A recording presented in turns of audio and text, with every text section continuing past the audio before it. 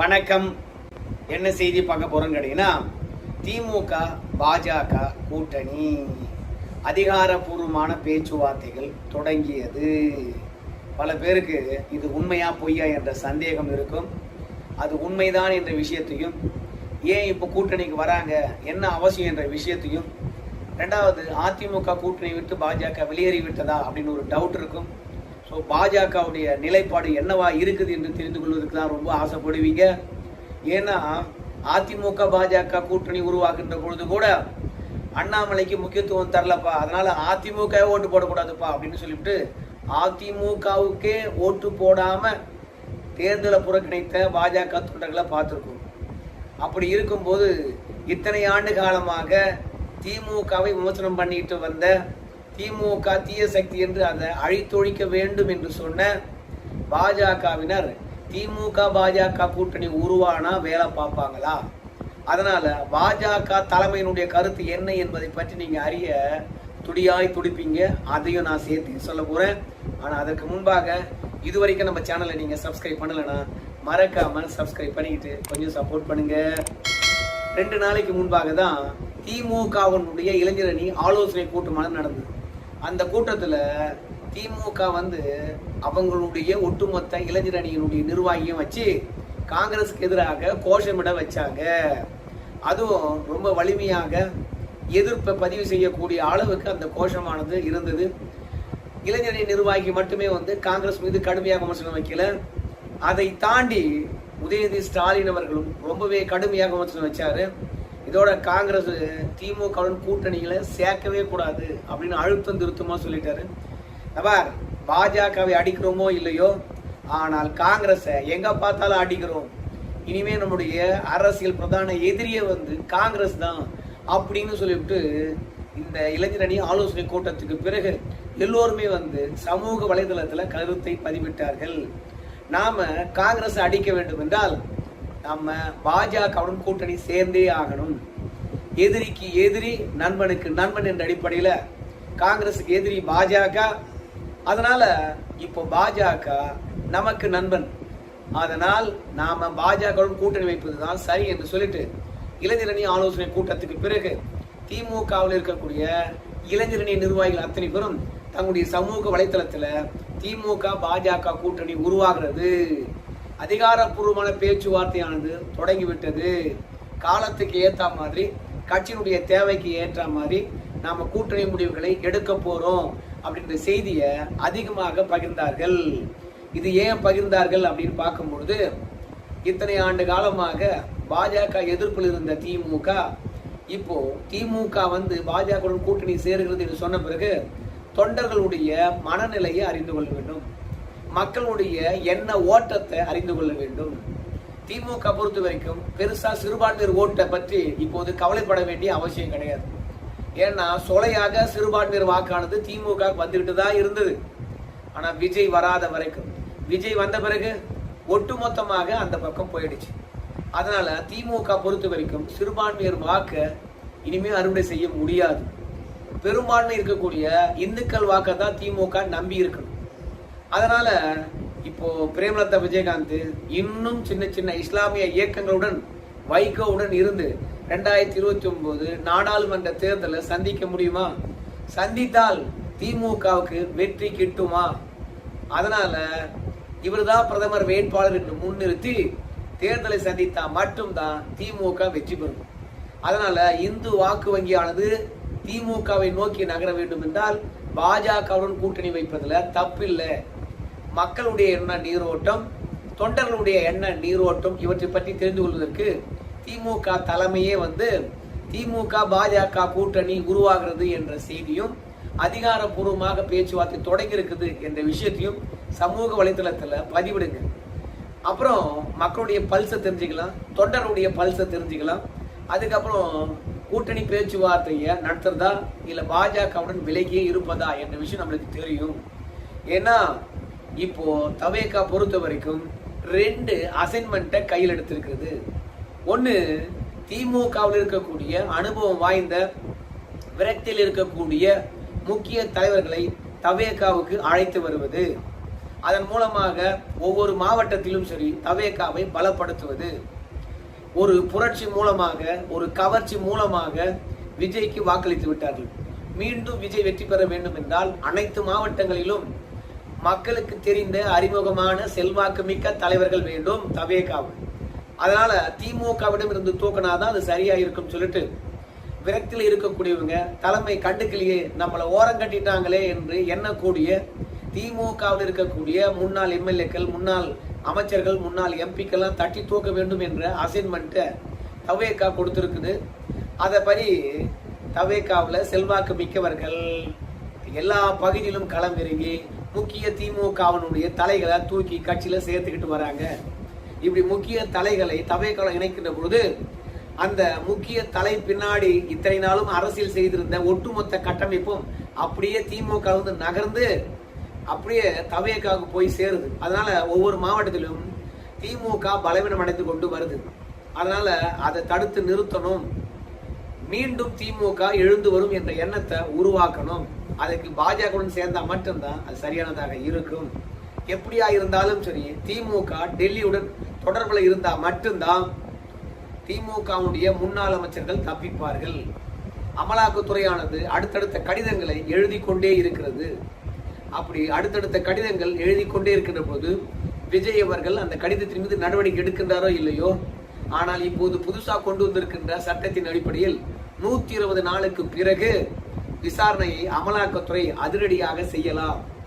அது மட்டுமில்ல, தமிழகத்தில் இருக்கின்ற காவல்துறையானது பெருசா திமுக அமைச்சர்களுக்கு எதிராக, திமுக முன்னாள் அமைச்சர்களுக்கு எதிராக அமலாக்கத்துறை நடவடிக்கை எடுத்தால் நீதிமன்றத்துல ஏம்பா இது மாநில உரிமை சார்ந்தது, எதுக்கு நீங்க விசாரிக்கிறீங்க, அதனால அமலாக்கத்துறையானது விசாரிக்க கூடாது என்று கோர்ட்ல போயிட்டு திமுக காரணங்களுக்காக, திமுக முன்னாள் அமைச்சர்களுக்காக முட்டு கொடுத்துக்குன்னு தவேகாவுடைய காவல்துறையினர் நிக்க போறது கிடையாது. அதனால திமுக முன்னாள் அமைச்சர்களை விசாரிக்கின்ற போது மத்திய விசாரணை அமைப்புகள் அதுக்கு தடையாக தவேகா இருக்காது, தவேகா காவல்துறையும் இருக்காது.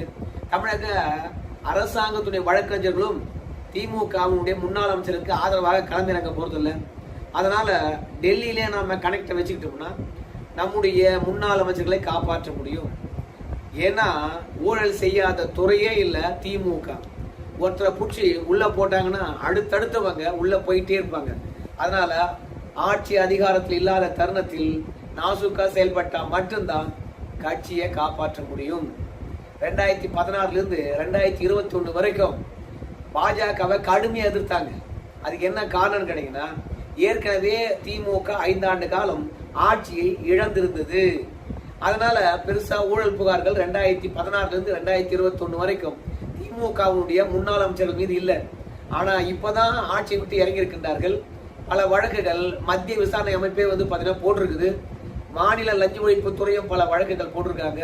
அதனால ஆட்சி மாற்றம் நிகழ்ந்திருக்கின்ற தருணத்துல மத்திய விசாரணை அமைப்புகள் திமுக அமைச்சர்களை தட்டி தூக்கக்கூடாது என்றால் கண்டிப்பா திமுக பாஜக கூட்டணி உருவாக்கணும். இது கட்சி நிர்வாகிகள் உதயநிதி ஸ்டாலின் வரைக்கும் வெளிப்படையாக ஸ்டாலின் கிட்ட சொல்லியிருக்கிறாங்க. அதனால்தான் சமூக வலைத்தளத்துல திமுக பாஜக கூட்டணி உருவாகிறது. ரங்கராஜ் பாண்டே கிட்ட இதே கேள்வி கேட்பாங்க. ரங்கராஜ் பாண்டே அவர்கள் என்ன சொன்னார் தெரியுமா? பாபர் மசூதி இடித்த பிறகுதான் கலைஞர் அவர்கள் பாஜகவுடன் கூட்டணி வச்சாரு. அது மட்டும் இல்ல, மந்திரி சபையிலும் இடம் பெற்றாரு. RSS பற்றி தவறான கருதுகோள் இருக்கின்ற பொழுது அந்த RSS இயக்கமானது திமுக மாதிரியே வந்து அது சமுதாய நல்லியக்கம். அதனுடைய நல்ல நோக்கங்களையும் மக்களுக்காக பாடுபடுகின்ற RSSையும் நாம தான்பா தமிழ்நாட்டில் கொண்டு போய் சேர்க்கணும். ஒவ்வொரு வீட்டுக்கும் அவங்க செய்திருக்கின்ற தியாகம் எவ்வளவு தெரியுமா? RSS தான்பா திமுக, திமுக தான்பா RSS அப்படின்னு சொல்லுகின்ற அளவுக்கு RSSக்கு கலைஞர் முட்டு கொடுத்தார். ஸோ அந்த அளவுக்கு திமுக பொறுத்த வரைக்கும் பாஜக கூட்டணி வைத்து விட்டால் தமிழ்நாட்டு மக்களை நம்புகின்ற அளவுக்கு பாஜக மீது இத்தனை நாளும் வைத்த விமர்சனத்தை மறக்கடிப்பாங்க. அதுக்கு ஊடகமானது கை கொடுக்கும். அதனால் திமுக பாஜக கூட்டணி உருவாகும் என்பதில் எந்த விதமான மாற்று கருத்தும் கிடையாது. பொதுவாக அதிமுகவுடன் பாஜக கூட்டணியில் இருந்தா மதவாத கட்சி, அதே கட்சி திமுகவுடன் இருந்தா அது சமுதாய நல்லியக்கம். மோடி மாதிரியான ஆளுமை பார்க்க முடியுமா? உலக நாடுகள் எல்லாம் தூக்கி வச்சு கொண்டாடுகின்ற ஒரே தலைவர் யார் தெரியுமா? நம்ம பிரதமர் மோடி தான் அப்படின்னு பேச ஆரம்பிச்சிருவாங்க திமுகவினர். பாஜகவுடன் வந்து நீங்க கூட்டணி வைக்கிறீங்களே, சிறுபான்மையினருக்கு அச்சுறுத்தல் இல்லை அப்படின்னு கேட்பாங்க. நாங்க தான் குறைந்தபட்ச செயல் திட்டம் போட்டுக்கிறோமே, சிறுபான்மையினருக்கு பாதிப்பு வரக்கூடாது, அவங்களுக்கு மத சுதந்திரம் இருக்கணும், அதே மாதிரி அவங்களுக்கு எதிரான சட்டங்கள் கொண்டு வரக்கூடாது, அவங்க என்னெல்லாம் விரும்புகின்றார்களோ அதை செய்து கொடுக்கணும் அப்படின்னு சொல்லிட்டு நாங்க தான் குறைந்தபட்ச செயல் திட்டம் போட்டுக்கிறோமே அப்படின்னு சொல்லிட்டு சிறுபான்மையினர் நம்ப வைக்கின்ற அளவுக்கு திமுக அவங்க காதுல வச்சு செஞ்சு விட்டுரும். அதனால திமுக மற்றும் பாஜக கூட்டணி உருவாவதற்கான முன்னோட்டம் வந்து விட்டது. அதான் ரங்கராஜ் பாண்டியவர்கள் கூட நேற்று தெளிவாக பேசியிருந்தார். உண்மையா உருவாகுமா அப்படின்னு கேட்டீங்கன்னா, அதிமுக திமுக கூட்டணியே வந்து தமிழகத்துல உருவாகிறதுக்கான ஒரு சூழ்நிலை இருக்கின்ற போது திமுக பாஜக கூட்டணி உருவாகாதா? என்னையா சொல்றீங்க நீங்க? கண்டிப்பா உருவாகும். சரி, பாஜகவுடைய நிலைப்பாடு என்ன அப்படின்னு பார்க்கும்போது, அதிமுக பலவீனமாக இருப்பதாக நம்முடைய அமித்ஷா நினைக்கிறார். இரண்டாவது, திமுக தன்னுடைய வாக்கு வங்கியை இழந்திருக்கிறது அப்படின்ற விஷயத்தையும் அமித்ஷா நல்லாவே உணர்ந்திருக்கிறார். இரண்டாவது, திமுகவுடன் பெரிய கட்சி எதுவுமே இல்லை. ஆகையினால கட்டமைப்பு உள்ள ஒரே கட்சி இன்னைக்கும் திமுக பலவீனம் அடைந்து விடவில்லை. அதிமுக மாதிரி வாக்குகள் தான் குறைந்திருக்கிறது. அதனால நாடாளுமன்ற தேர்தலில் திமுகவுடன் இணைந்தோம் என்றால் நிச்சயமாக வெற்றி பெறுவோம். தேசிய கட்சி ஒன்று வேண்டும் என்ற ஆவல்ல திமுகவே வழி வந்து பாஜக கூட்டணிக்கு போறோம் என்று முடிவெடுத்திருக்கிற இந்த தருணத்துல அதிக தொகுதிகள் கேட்டாலும் பாஜகவுக்கு வாரி தருகின்ற அளவுக்கு திமுகவுடைய மனநிலை இருக்குது. அதனால சாதித்துக் கொள்ளலாம் அப்படின்றதுக்காக தான் பாஜக வந்து திமுக கூட்டணி விரும்புகிறது. ஆனாலும் இந்த கூட்டணி நிலைப்பாடு இருக்கின்ற பொழுது ஒரு 2 மாசம் அமைதியா இருந்து பார்ப்போம். விஜய் வந்து எந்த அளவுக்கு பலவீனம் அடைகின்றார், காங்கிரஸ் தவேகாவுடன் எந்த அளவுக்கு உறுதியாக இருக்கிறது, அதே மாதிரி தவேகாவுக்கு நிறைய கட்சிகள் ஆதரவு தந்திருக்கின்றார்கள். அந்த ஆதரவு நிலைப்பாடானது எத்தனை நாளைக்கு நீடிக்க போகுது? ஏன்னா இன்னைக்கு இருக்கின்ற விஜய் கட்சியானது ஆட்சி படத்தில் இருந்தாலும் மிகப்பெரிய தடுமாற்றத்தை சந்தித்துக் கொண்டு வருகிறது. எதையுமே அவங்களால செய்ய முடியல, பலமான விமர்சனத்துக்கு உள்ளாகி இருக்கிறது. கூட்டணி கட்சிகள் வந்து இந்த விஷயங்களுக்கெல்லாம் முட்டுக் கொடுக்க முடியாம திணறி கொண்டு இருக்கிறது. அதனால இன்னும் 2 மாத காலம் பொறுமையா பார்த்துவிட்டு முடிவெடுப்போம். ஏனென்றால் பாஜகவுடைய முகம் மாற வேண்டும். அதிமுகவுடன் இருந்தால் கூட பாஜகவுக்கு மதவெறி முகத்தையே கொடுக்குறாங்க, சிறுபான்மைக்கு எதிரான கட்சி என்று அடையாளப்படுத்துகிறாங்க. இவையெல்லாம் மாற வேண்டும் என்றால் திமுகவுடன் கூட்டணி வைத்தால் மட்டும்தான் மாறும். அதனால் ஆற அமர சிந்தித்து ஓகே சொல்ல போகிறாங்களாம். அதையெல்லாம் தாண்டி சீக்கிரமாக பாஜக திமுக கூட்டணி உருவாக வேண்டும் என்பதற்காக நம்முடைய உதயநிதி ஸ்டாலின் அவர்களே வந்து அமித்ஷா கிட்ட போன்ல பேசுன மாதிரியும் நாங்க பாஜக மற்றும் திமுக கூட்டணி உருவாவதற்கான சூழ்நிலையை உருவாக்கிக்கிட்டு வரோம். திடீர்னு ஒரு நாளைக்கு நம்ம எல்லாம் ஒன்னா சேர்ந்து பேசுவோம். காங்கிரசுக்கு எதிராக போராட்டத்தை அறிவித்து விட்டு காங்கிரசுடைய செயல்பாடு காரணமாக அதிருப்தி அடைந்து பாஜகவுடன் கைகோர்ப்பதில் தப்பு இல்லை அப்படின்ற நிலையை உருவாக்கி நாம கூட்டணி பேச்சுவார்த்தையை நடத்துவோம் அப்படின்னு சொல்லிட்டு திமுகவில் இருக்கக்கூடிய முக்கிய தலைவர்களை போன் பண்ணி பேசியிருப்பதாக தகவல் தெரிகிறது. இன்னொரு விஷயத்த சொல்லி இந்த வீடியோவை முடிச்சிடுறேன். நயினார் நாகேந்திரன் அவர்கள் தோல்வி அடைந்து விட்டார். பாஜகவும் சட்டமன்ற தேர்தலில் படுதோல்வி அடைந்திருக்கிறது. இந்த மாதிரி படுதோல்வி அடைந்தால் உடனடியாக தலைவர் பதவியை மாற்றிடுவாங்க. புதுசா வந்து யாருக்காவது தலைவர் பதவி கொடுப்பாங்க. ஆனா நயினார் நாகேந்திரனுடைய தலைவர் பதவியானது இப்போது மாற்றப்படவில்லை. இது எதோச்சியானது கிடையாது, திட்டமிட்ட செயல்தான். ஏன்னா அதிமுக இடத்திலும் சரி திமுக இடத்திலும் சரி நல்ல நட்பு கொண்டவர் நம்முடைய நயினார் நாகேந்திரன், எல்லா விஷயத்துக்கும் வளைந்து கொடுக்கக்கூடியவர். அதனால ஸ்டாலின் நம்முடைய நயினார் நாகேந்திரன் இந்த காம்பினேஷன் இருந்ததுன்னா இந்த பாஜக மற்றும் திமுக கூட்டணி உருவாவதற்கான சரியான சூழ்நிலையா இருக்கும். அதனால தான் நிதின் நபீனா அகில இந்திய பாஜக தலைவர் அவரை போய் நயினார் நாகேந்திரன் அவர்கள் சந்திச்சுட்டு வந்தாரு. சந்திச்சுட்டு வந்த பிறகு மாவட்ட நிர்வாகிகளை அதிரடியாக நியமித்துக் கொண்டிருக்கிறார். எல்லாரும் என்ன நினைச்சாங்க கேட்டீங்கன்னா, அண்ணாமலை அவர்களை தலைவராக்குவாங்க, நயினார் நாகேந்திரன் அந்த பதவியிலிருந்து இறக்கி விடுவார்கள், அண்ணாமலை தமிழ்நாட்டில் இருக்கக்கூடிய பாஜகவுக்கு புத்துணர்ச்சிக்கு ஊட்டுவாரு, புது தெம்பு பிறக்கும், புது ரத்தம் பிறக்கும், சுறுசுறுப்பு இழந்திருக்கக்கூடிய அண்ணாமலையுடைய வார் ரூமானது ஆக்டிவேட் ஆகும். அதே மாதிரி 2024 தனித்து நின்ற பிறகு ஒரு 18% வாக்குகள் கூட்டணி கிடைச்சது. அந்த மாதிரி வாக்குகளானது மீண்டும் அண்ணாமலையால உருவாக்க முடியும். அதனால அண்ணாமலை தலைவராக போடுவாங்கன்னு எல்லாரும் நினைச்சாங்க. ஆனா ஆக்சுவலா அண்ணாமலை தலைவராக இல்லை, நயினார் நாகேந்திரன் அவர்கள் டெல்லி சென்று தலைவரை சந்தித்து விட்டு வந்து மாவட்ட நிர்வாகிகள் போடுறாங்க. அப்படின்னு என்ன அர்த்தம்? நயினார் நாகேந்திரனுக்கு தோதா இருக்கக்கூடிய மாவட்ட பொறுப்பாளர்களை போட்டிருக்காங்க. அதனால நயினார் நாகேந்திரன் அவர்களே வந்து தலைவராக தொடர்வதற்கான வாய்ப்பு தான் இருக்கிறது. அதனால திமுக மற்றும் பாஜக கூட்டணிக்கான முன்னேற்றம் தொடங்கி போயிடுச்சு. இதுல அதிமுக தான் அம்போடு நிற்கும் போல இருக்குது. உதயநிதி ஸ்டாலினை பொறுத்த வரைக்கும் திமுகவுக்கு பாரம்பரியமா விழக்கூடிய வாக்குகள் கூட விழல. திமுக குடும்பத்திலிருந்தே பல பேர் தவேக்காக ஓட்டு போட்டிருக்காங்க. அதனால தான் நம்முடைய வாக்கு வங்கியானது அதுல பாதாளத்துக்கு போயிருக்கிறது. அதை ஆராய்ந்து எந்தெந்த மட்டத்தில் இருக்கக்கூடிய வாக்குகள், இரண்டாவது விஜய்க்கு எந்தெந்த சமுதாய வாக்குகள் எல்லாம் போயிருக்குது, அவற்றையெல்லாம் கண்டறிந்து அவற்றை திமுக பக்கம் திருப்ப முடியுமா என்று ஆய்வு செய்வதற்காக யோகேந்திர யாதவ் என்ற ஒரு குழுவை நம்ம உதயநிதி ஸ்டாலின் அவர்கள் நியமிச்சிருக்கின்றார்.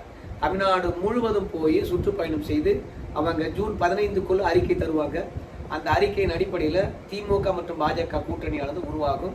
அதோட ஏன் சிறுபான்மையர் வாக்கானது திமுக விட்டு போச்சு, திமுகவுடைய பாரம்பரிய வாக்குகள் ஏன் திமுக விட்டு போச்சு, திமுக நிர்வாகிகள் குடும்பத்திலிருந்து ஏன் திமுக வாக்குகள் விழாம தவேகா போச்சு, ஸோ தவேகா உண்மையாக இப்ப தேர்தல் நடந்தா எவ்வளவு வாக்குகள் வாங்கும், இவற்றையெல்லாம் ஆராய்வதற்காக யோகேந்திரநாத் யாதவ் தலைமையில குழு போட்டிருக்காரு நம்முடைய உதயநிதி ஸ்டாலின். அந்த குழுவானது என்ன ரிப்போர்ட் தரத்து பொறுத்து வந்து பார்க்கலாம். ஆனால் மறுக்க முடியாத ஒரு உண்மை, திமுக பாஜக கூட்டணி உருவாகிறது. அமித்ஷா 2 மாசம் வெயிட் பண்ணுங்கன்னு சொல்லியிருக்கிறாரு. திமுக அது வரைக்கும் வெயிட் பண்ணுறதுல மாற்று கருத்து கிடையாது. இந்த வீடியோ தொடர்பாக உங்க கருத்தையும் சொல்லுங்க. திமுக பாஜக கூட்டணி உருவானா நீங்க ஆதரிப்பீங்களா, அதையும் சொல்லுங்க. நன்றி.